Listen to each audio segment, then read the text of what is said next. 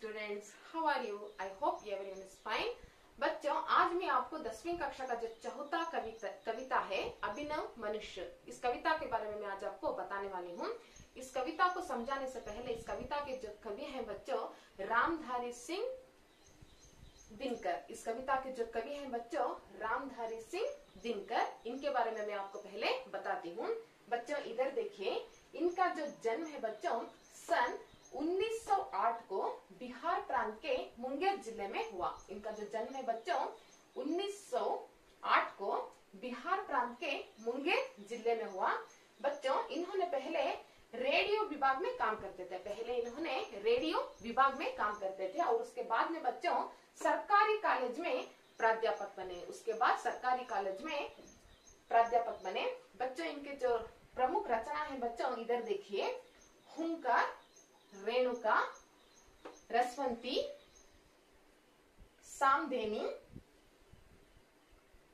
धूप छाह, कुरुक्षेत्र, बापू, रश्मिरथी। बच्चों इनके जो रचना है इधर देखिए फिर से एक बार, हुंकार, रेणुका, रसवंती, सामधेनी, धूप छाह, कुरुक्षेत्र, बापू, रश्मिरथी, ये थे बच्चों इनके प्रमुख रचनाएं। अब आगे देखिए बच्चों, जो अभिनव मनुष्य पद्यभाग को कुरुक्षेत्र के षष्ठ सर्ग से लिया गया है। जो पद्यभाग है बच्चों अभिनव मनुष्य पद्यभाग जो कुरुक्षेत्र के षष्ठ सर्ग से लिया गया है बच्चों।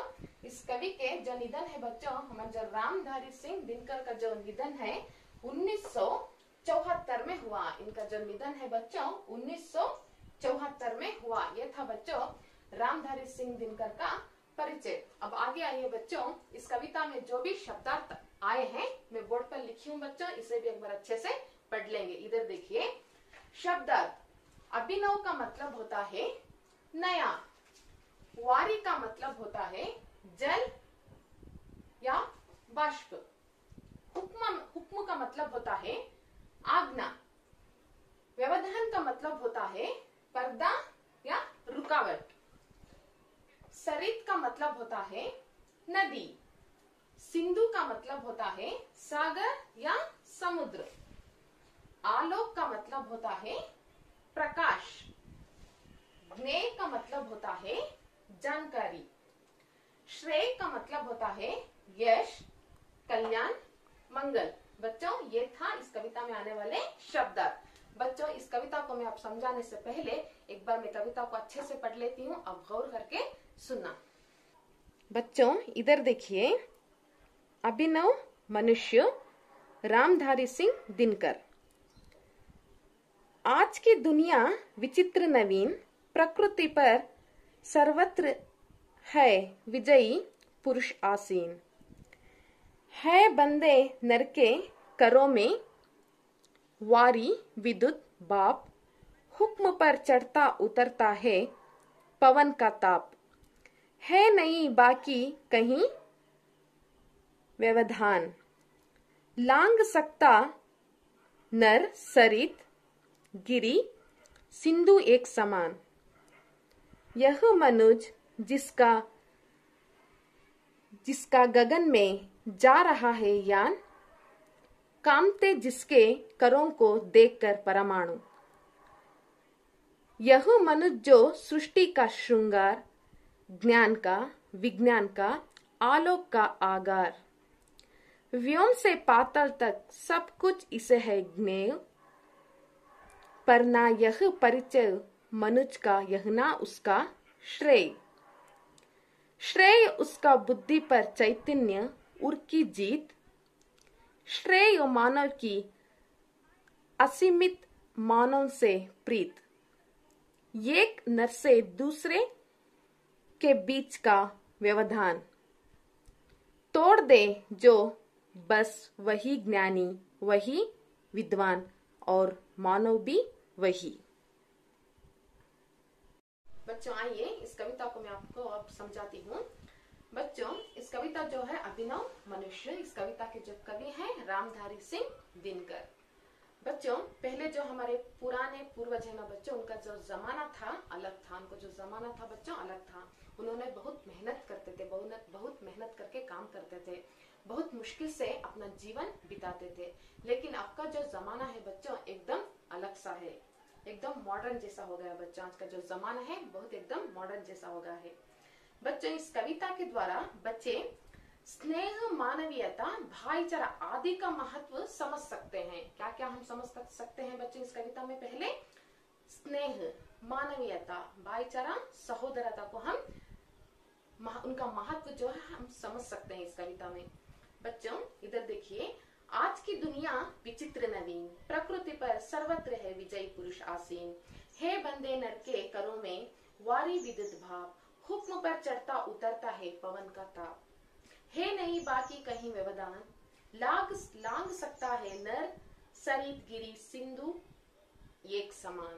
बच्चे इधर देखिए, अब मैं आपको इस पहला चरण आपको समझाती हूँ। आज की दुनिया विचित्र नवीन, जो आज की तो दुनिया है बच्चों एकदम से विचित्र हो गई, एकदम से मॉडर्न जैसी हो गई है।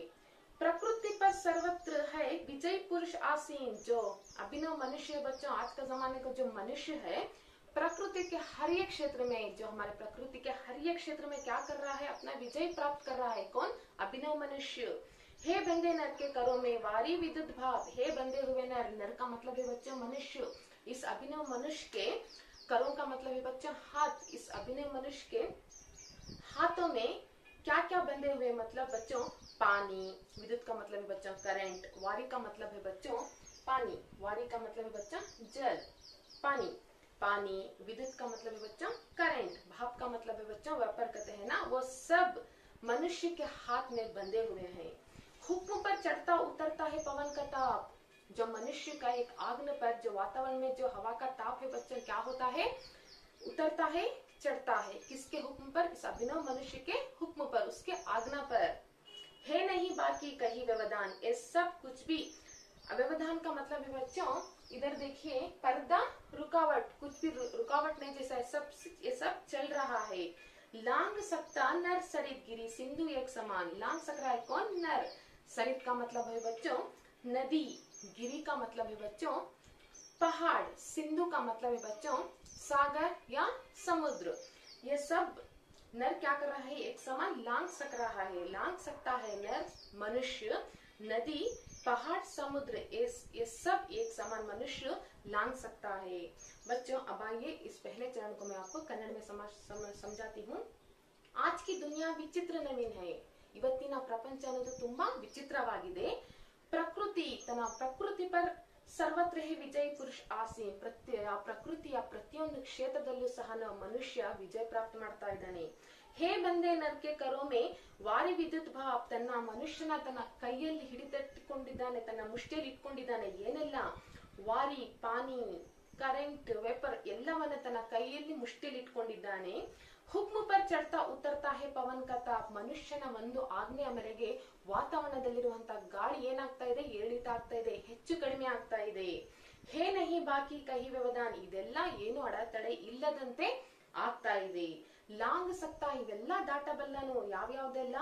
ನದಿ, ಸಮುದ್ರ, ಬೆಟ್ಟ, ಗುಡ್ಡ, ಇದೆಲ್ಲ ಒಂದೇ ಸಮನೆ ದಾಟಬಲ್ಲನಾಗಿದ್ದಾನೆ. ಯಾರು? ಈ ಅಭಿನವ ಮನುಷ್ಯ. अब आगे चरण में देखिए बच्चों, यह मनुष्य जिसका गगन में जा रहा है यान, यह मनुष्य का मतलब है बच्चों आधुनिक मनुष्य जो है गगन में यान कर रहा है ना बच्चों। जो पहले समुद्र यान में कर चुका है, हर एक यान में भी कर चुका है, अब गगन यान कर रहा है। जो गगन में जो ग्रह कितने हैं, उपग्रह कितने हैं, सब हमको जानकारी मिली है बच्चों। जिसका गगन में अब यान कर रहा है वो अभिनव मनुष्य कामते, सब देखकर काम रहे हैं। कौन? करों को देखकर। परमाणु क्या कर रहे हैं? सब अभिनव मनुष्य का जो आकाशयान है वो सब देखकर परमाणु क्या कर रहा है? काम रहे हैं। अब देखिए बच्चों इस चरण को भी मैं आपको कन्नड़ में समझाती हूँ। यह मनुज, ये आधुनिक मनुज, जिसका गगन में जा रहा है यान, ಈಗ ನೀನು ಏನ್ ಮಾಡ್ತಿದ್ಯಾ? ಆಕಾಶಯಾನವನ್ನ ನೀನು ಮಾಡ್ತಾ ಇದೀಯಾ. ಇದನ್ನೆಲ್ಲ ನೋಡಿ परमाणु ಏನ್ ಮಾಡ್ತಾ ಇದೆ? ನಡೀತಾ ಇದೆ. यह मनुज, आगे के चरण में बच्चों, यह मनुष्य जो सृष्टि का श्रृंगार, ये आधुनिक मनुष्य है बच्चों जो सृष्टि का श्रृंगार बन चुका है, सृष्टि का श्रृंगार बन गया है। किन किन का? ज्ञान का, विज्ञान का, आलोक का आगार बन गया है। आगार का मतलब है बच्चों घर। किन किन का श्रृंगार बन गया है? पहले ज्ञान का श्रृंगार बन गया है, विज्ञान का श्रृंगार बन गया है। आलोक का मतलब है बच्चों प्रकाश का भी श्रृंगार, मतलब घर हो गया सबका। किन किन का? ज्ञान, विज्ञान, आलोक का घर बन चुका है, घर हो गया है। किसका? अभिनव मनुष्य का।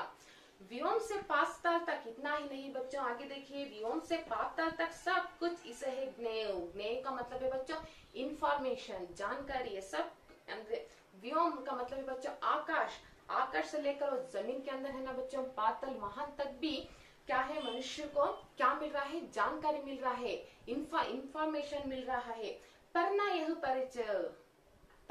परिचय, बट मनुष्य को यह परिचय नहीं है। हम कौन, आप कौन, अपने आप को समझ नहीं पा रहा है। कौन? यह अभिनव मनुष्य। यह ना उसका श्रेय, ये नहीं है उसका श्रेय। का मतलब है बच्चों यशस, कल्याण, मंगल, ये नहीं है उसका यशस करके कवि इस कविता में कह रहे हैं। बच्चों अब आइए इस चरण को मैं आपको कन्नड़ में समझाती हूँ। यह मनुष्य सृष्टि का ಶೃಂಗಾರ, ಈ ಆಧುನಿಕ ಮನುಷ್ಯ ಪ್ರಕೃತಿಯ ಶೃಂಗಾರವಾಗಿಬಿಟ್ಟಿದ್ದಾನೆ. ಯಾವ್ಯಾವ್ದಂದ್ರೆ ಜ್ಞಾನದ ಶೃಂಗಾರ, ವಿಜ್ಞಾನದ ಶೃಂಗಾರ ಮತ್ತೆ ಪ್ರಕಾಶದ ಮನೆ ಆಗ್ಬಿಟ್ಟಿದೆ. ಯಾವ್ದ್ರೆಲ್ಲ ಮನೆ? ಜ್ಞಾನ, ವಿಜ್ಞಾನ, ಪ್ರಕಾಶದೆಲ್ಲ ಮನೆ ಆಗ್ಬಿಟ್ಟಿದೆ. ಯಾರು? ಅಭಿನವ ಮನುಷ್ಯನಿಗೆ. व्योम से पाताल तक सब कुछ इसे है ज्ञान। व्योम का मतलब है बच्चों आकाश से लेकर, ಆಕಾಶದಿಂದ ಭೂಮಿ ಒಳಗಡೆ ಇರುವಂತ ಪಾತ್ರಗಳಿಗೂ ಸಹ ಇವನಿಗೆ ಇನ್ಫಾರ್ಮೇಶನ್ ಬರ್ತಾ ಇದೆ. ಯಾವ? ಅಭಿನವ ಮನುಷ್ಯನಿಗೆ. ಪರ್ನ ಯಹು ಪರಿಚಯ, ಆದ್ರೆ ಇವನಿಗೆ ಪರಿಚಯ ಇಲ್ಲ, ನಾನು ಯಾರು ಅನ್ನುವಂಥದ್ದು ಇವನಿಗೆ ಪರಿಚಯ ಇಲ್ಲ. ಇದಿಲ್ಲ ಒಂದು ಶ್ರೇಯಸ್ಸು, ಇದಿಲ್ಲ ಒಂದು ಯಶಸ್ಸು ಅಂತ ಕವಿ ತನ್ನ ಕವಿತೆಯಲ್ಲಿ ಹೇಳ್ಕೊಳ್ತಾ ಇದ್ದಾರೆ. अब अगले चरण में देखिए बच्चों, श्रेय उसका बुद्धि पर चैतन्य उर की जीत। श्रेय सो उसका होता है पर बच्चों बुद्धि पर चैतन्य, बुद्धि पर चैतन्य, उर की जीत है ना बच्चों। उर का मतलब है बच्चों हृदय, हृदय की ही जीत होती है। जो बात हम, जो दिल की हम बात सुनते हैं ना बच्चों, उसी की ही जीत होती है। श्रेय मानव के असीमित मानव से प्रीत। श्रेय का मतलब है बच्चों यशस, यशस असीमित मानव से, असीमित श्रेय जो यशस का मानव है बच्चों, असीमित मानव से क्या करना चाहिए? प्रेम करना चाहिए, प्यार करना चाहिए। एक नर से दूसरे के बीच का व्यवधान, एक नर, नर का मतलब है बच्चों मनुष्य, एक मनुष्य और दूसरे मनुष्य के बीच में जो भी द्वेष है, जो भी दूरी है, सब क्या करना है? तोड़कर बस वही ज्ञानी, वही विद्वान। जो बीच में जो एक मनुष्य दूसरे बीच के मनुष्य के बीच में जो भी द्वेष है बच्चों, जो भी दूरी है, वो सब दूर कर, कौन दूर करता है? वही है असली ज्ञानी, वही है असली विद्वान। और कवि इस कविता में कह रहे हैं बच्चों, इस चरण को भी मैं आपको कन्नड़ में समझाती हूँ। देखिए बच्चों, श्रेय उसका बुद्धि पर चैतन्य उर की जीत। ಯಶಸ್ಸು ಅವಂದೇ ಆಗುತ್ತೆ, ಅವನು ಬುದ್ಧಿದಲ್ಲ, ಚೈತನ್ಯದಲ್ಲ. ಅವ್ನು ಯಾವ್ದು ಹೃದಯದ ಮಾತನ್ನ ಕೇಳ್ತಾರೆ, ಹೃದಯದ ಮಾತನ್ನ ಕೇಳಿದ್ರೆ ಮಾತ್ರ ಅವನು ಗೆಲ್ತಾನೆ. ಶ್ರೇಯಮಾನ್ಕಿ ಯಶಸ್ಸು, ಯಶಸ್ಸಿನ ಮಾನವ ಒಂದು ಅಸೀಮಿತವಾದ ಮಾನವನಿಂದ ಪ್ರೀತಿ ಮಾಡಬೇಕು. ಏಕನಸ್, ಒಬ್ಬ ಮನುಷ್ಯ ಇನ್ನೊಂದು ಮನುಷ್ಯನ ಏನಿದೆ ತನ್ನ ದ್ವೇಷವನ್ನ ಎಲ್ಲ ಬಿಟ್ಟಾಕಿ ಎಲ್ಲ ದೂರ ಯಾರು ಮಾಡ್ತಾನೋ ಅವನೇ ನಿಜವಾದ ಜ್ಞಾನಿ. ವಹಿ ವಿದ್ವಾನ್, ವಿದ್ವಾನ್ का अर्थ ये होता है बच्चों अनेक ಜ್ಞಾನವನ್ನ ಹೊಂದಿರುವಂತಹ ಒಬ್ಬ ಮನುಷ್ಯನಿಗೆ ನಾವೇನಂತ ಹೇಳ್ತೀವಿ? विद्वान। वही होता है असली विद्वान और मानव भी वही है बच्चों। ये था बच्चों अभिनव मनुष्य कविता। आगे देखिए बच्चों, कविता का आशय, कवि ये कह रहे हैं कि इस पद्य भाग में वैज्ञानिक युग और आधुनिक मानव का विश्लेषण हुआ है। इस पद्य भाग में वैज्ञानिक और आधुनिक मानव का विश्लेषण हुआ है। कवि दिनकर जी इस कविता द्वारा एक संदेश देना चाहते हैं। इस कविता में एक संदेश देना चाहते हैं बच्चों, वो है कि आज के मानव के प्रकृति हर तत्व पर विजय कर रहा है ना बच्चों। जो मानव है हर प्रकृति के हर एक क्षेत्र में क्या कर रहा है? विजय प्राप्त कर रहा है। ವಿಜಯ ಪ್ರಾಪ್ತನ ಮಾಡ್ತೀನಿ ಅಂದ್ರೆ ಪ್ರತಿಯೊಂದು ಕ್ಷೇತ್ರದಲ್ಲಿಯೂ ಸಹ ಮಾನವ ತನ್ನ ವಿಜಯವನ್ನು ಸಾಧಿಸ್ತಾ ಇದ್ದಾನೆ. परंतु आद्रे किसी विडंबना है कि उसने स्वयं को नहीं पहचाना, तान यार ಅಂತ ಅವನು ಅರ್ಥ ಮಾಡ್ಕೊಂಡಿಲ್ಲ. ಇನ್ನು अपने भाईचारों को भी नहीं समझा, ತನ್ನ ಅಣ್ಣ ತನ್ನ ಸಹೋದರತೆಯನ್ನು ಸಹ ಅವನು ಯಾರಂತಾನು ಸಹ ಅವನು ಅರ್ಥ ಮಾಡ್ಕೊಂಡಿದ್ದಿಲ್ಲ. ಸಹೋದರ ಅಂತ ಏನಂತಾನು ಸಹ ಅವನಿಗೆ ಗೊತ್ತಿಲ್ಲ. प्रकृति पर विजय प्राप्त करना मनुष्य की साधना बन चुका है। जो प्रकृति पर कुछ भी हम क्या करना चाहे प्राप्त करना है, वही मनुष्य का एक साधन बन गया है, वही एक गुरी बन गया है। मानव मानव के बीच स्नेह का बांध बांधना मानव की सिद्धि है। ಮನುಷ್ಯನ ಮಧ್ಯದಲ್ಲಿ ಸ್ನೇಹತನವನ್ನು ಬೆಳೆಸೋದು, ಸ್ನೇಹತನವಾದ ಒಂದು ಬಂಧನವನ್ನ ಕಟ್ಟುವುದೇ ನಿಜವಾದ मानवना सिद्धियाಗಿದೆ।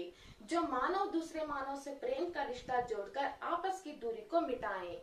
जो बच्चों मानव से दूसरे मानव, एक मानव और दूसरे मानव से प्रेम का रिश्ता जोड़कर आपस की जो बीच में जो दूरी है, जो कड़वापन है बच्चों, सब क्या करना चाहिए, मिटाना चाहिए। वही होता है असली मानव। कहलाता क्या अधिकारी होगा, वही मानव कहलाने का अधिकारी होगा, वही असली मानव करके बच्चों कवि इस कविता में समझा रहे हैं। बच्चों ये था आज का हमारा अभिनव मनुष्य कविता। मुझे आशा है कि बच्चों ये भी कविता आपको समझ में आया होगा। बच्चों एक बार घर में बैठकर इस कविता को अच्छे से लिखकर पढ़िए, और जो भी मैं बोर्ड पर लिख चुकी हूँ शब्दार्थ, कवि परिचय, ये सब लिखकर प्रैक्टिस कर लीजिए, आपके दिमाग में जल्दी आता है। बच्चों मैं यहीं पर समाप्त करती हूँ और अगले क्लास में एक नए लेसन में मिलती हूँ। तब तक के लिए धन्यवाद।